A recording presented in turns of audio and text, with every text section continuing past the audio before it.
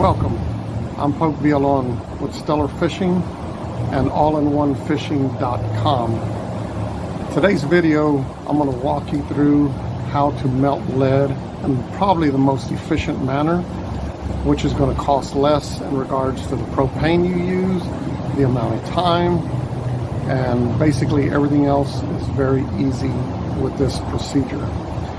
What I've done in the past is with Stellar Fishing, we typically go through 200 or 300 pounds worth of lead every single week. That's in the off season.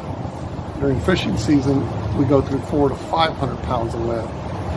And the most important things is melting your lead, scrap lead obviously, and getting it melted as quickly as possible so that we can start producing our weights, whether it's pyramid weights, bank weights, hair weights, bass weights, whatever you want to produce, cannonballs.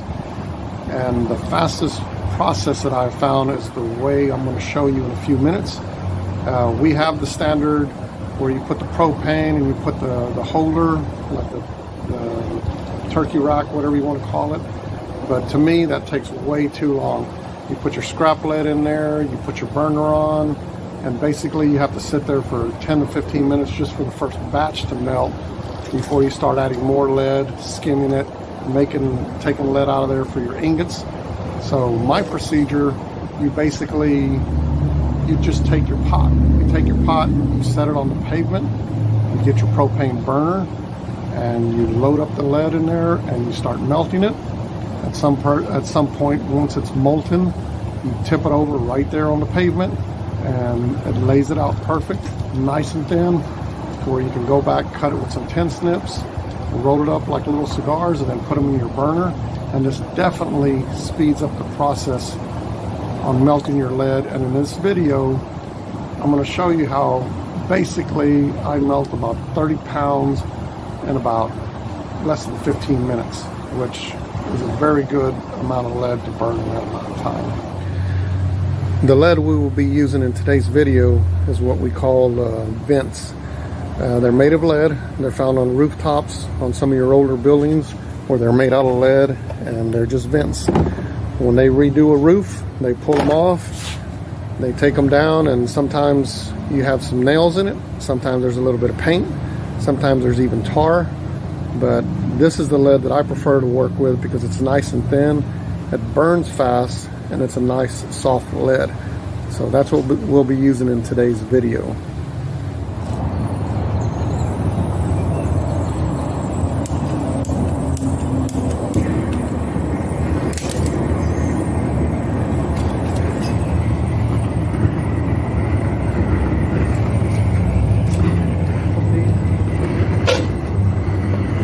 I'm going to put these in the pot right here on the ground.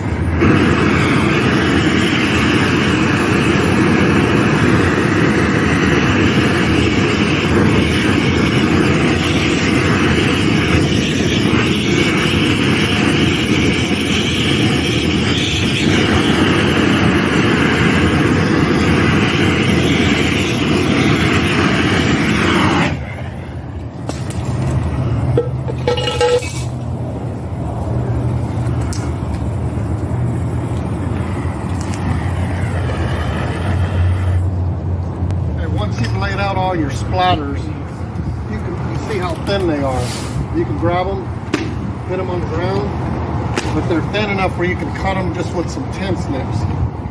If you take that, cut it, even if you step on it,